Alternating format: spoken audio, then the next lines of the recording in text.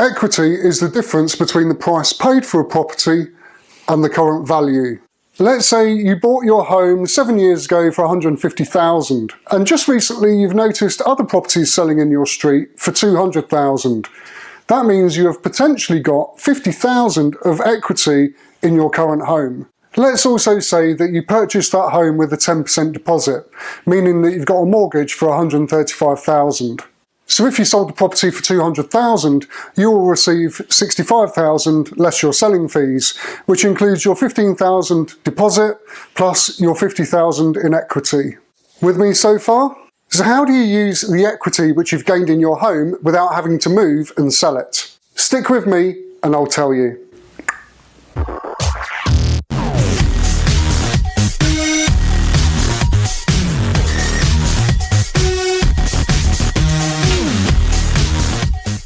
Hi, I'm Andy Walker from Monoperty.com, where I blog online about my journey as a property investor and landlord, sharing what works for me and what doesn't to help you start or expand your property portfolio. There are two methods that you may be able to consider to release any equity from your home. Firstly, you can look to refinance, or in other words, remortgage. And whether you decide to extract cash to invest in another property or not, it's still worth reviewing your current mortgage over time because there may be better products than the one you currently have. You may be able to find a cheaper product which will allow you to pay your mortgage more quickly, or you may just be able to fix your interest rate for a longer period of time, which will give you more certainty over the next 2 to 5 years. Anyway, I digress. Let's assume that you would like to invest in another property. First of all, you need to approach a mortgage lender, and I would recommend doing this through a broker because they'll find a lender that best matches your needs and they'll assist you through the whole process. You'll then need to have a valuation carried out on your home, and this will cost somewhere around £200 to £400 here in the UK. Now, you'll already know that prices have risen in your area, and your broker will have already qualified you with potential lenders. So although the valuation fee is non-refundable, it should be money well spent. Once the valuation is complete, the mortgage lender will then provide you with some mortgage products for you to choose from, and you can then spend some time thinking about your options and deciding what you would like to do. Of course, some mortgage products will have higher application fees and interest rates than others, and you'll probably have a choice of fixed, tracker or variable rates to choose from, so there'll be a lot to consider. Using the same example, let's say that you'd like to extract $25,000 so that you can use $20,000 as a deposit to buy an investment property and have $5,000 to cover your purchasing fees plus any items that you may need.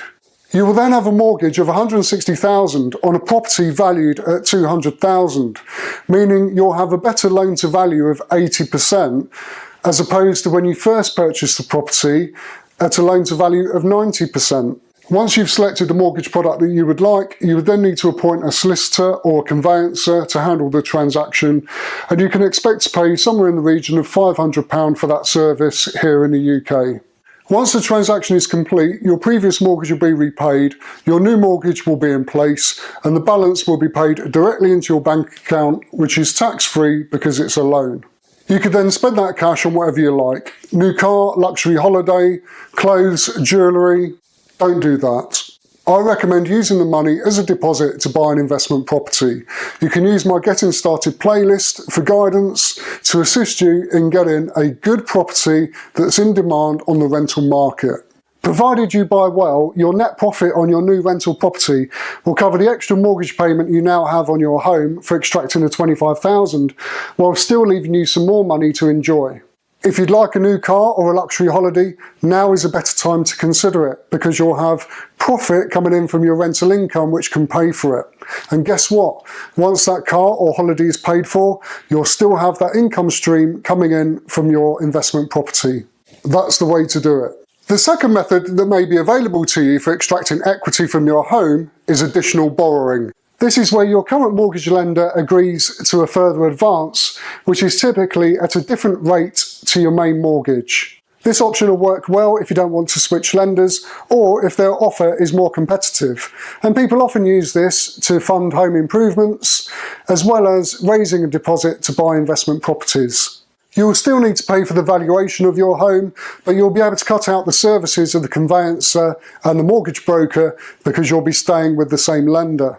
But I would still recommend doing a comparison of the whole market so you know you're getting the best product that's available to you. Experienced property investors review their portfolio regularly, at least every 6 months, to keep an eye on their property values, and they use their equity to grow their business whenever the opportunity presents itself. Here's a quick demonstration in a growing market. Year 1, you purchase your first investment property, and maybe you do that by extracting equity from your home. In year 3, you then extract equity from property number 1 to buy your investment property number 2. Year 6, you then extract equity from investment properties 1 and 2 to purchase investment properties 3 and 4. And year 9, you extract equity from investment properties 1, 2, 3 and 4 to purchase investment properties 5, 6, 7 and 8.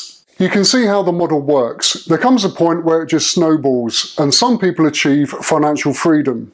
And remember, this chain of events started with the use of only one deposit. This is only a rough example to give you some inspiration. There may well be years where there won't be any capital growth, you won't have any equity, and you won't be able to extract any cash. Some people will not be able to achieve 8 properties in 9 years, but others will achieve more. Have you already considered using equity in your home? Would you do it, or would you prefer to look for another way of raising a deposit to invest? Please let me know in the comment section below, as I'd like to know your thoughts on this, or head over to monopoly.com/equity. Please like and share this video if you found it useful, and if it's your first time visiting the channel, don't leave until you've clicked that subscribe button so you won't miss any of my future videos, which are all geared towards helping you start or improve your property business. Thank you for watching, enjoy the rest of your day, and I'll see you in the next video. Bye for now. I have problems with the word borrow, borrowing, and profit. Profit.